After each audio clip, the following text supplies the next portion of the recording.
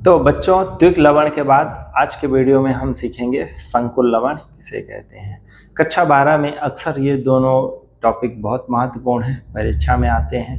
तो आइए सीखते हैं बेटा क्या संकुल लवण।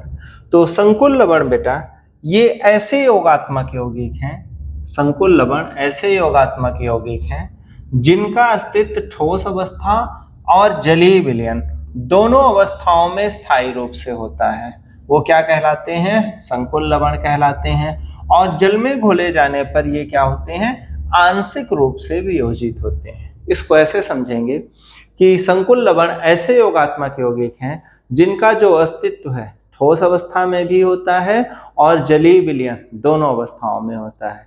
कोई पूछे जलीय विलयन में भी क्यों होता है, तो आपको बताना है क्योंकि अगर इनको हम जल में घोलते हैं तो ये आंशिक रूप से वियोजित होते हैं, पूरी तरह से वियोजित नहीं होते। एक आध आयन इसके अलग हो गए, बाकी सब क्या होते हैं? इकट्ठा जुड़े रहते हैं। इसलिए इनका अस्तित्व जलीय विलयन में भी स्थायी रूप से होता है। चलिए इसका एग्जाम्पल देखते हैं।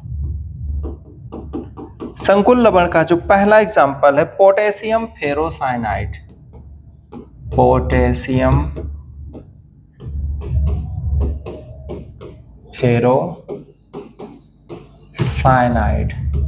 सूत्र बेटा इसका होता है K4FeCN का होल 6।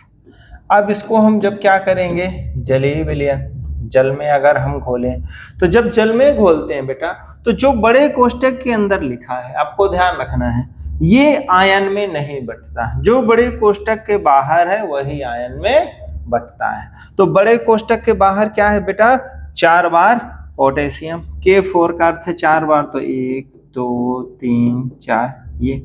और जो बड़े कोष्ठक के अंदर हैं FeCN का होल 6, ये नहीं बटेगा।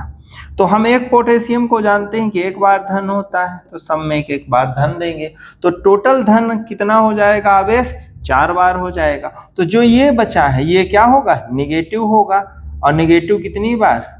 4 बार। तो इसको इस तरह से हम जब जल में घोलेंगे तो ये आंशिक रूप से जल में वियोजित हुआ तो क्या बनेगा बेटा? 4 बार K पॉजिटिव अब प्लस इतना, ये पूरा इकट्ठा जुड़ा रहेगा। FeCN का होल 6 इधर कर देंगे 4 नेगेटिव। तो इस तरह से ये आंशिक रूप से आयन में वियोजित हो गया। दोनों बहुत महत्वपूर्ण है, चाहे द्विक लवण परीक्षा में पूछा जाए या संकुल लवण। 2-2 नंबर में अक्सर पूछते हैं, तो आप एक एक उदाहरण भी कर देंगे तो आपका काम चलेगा। अगले वीडियो में मैं आपको सिखाऊंगा दोनों में अंतर, द्विक लवण और संकुल लवण में अंतर क्या होता है। अभी के लिए आप हमारे चैनल को फॉलो करिए, सब्सक्राइब करिए, दोस्तों को शेयर करिए। धन्यवाद।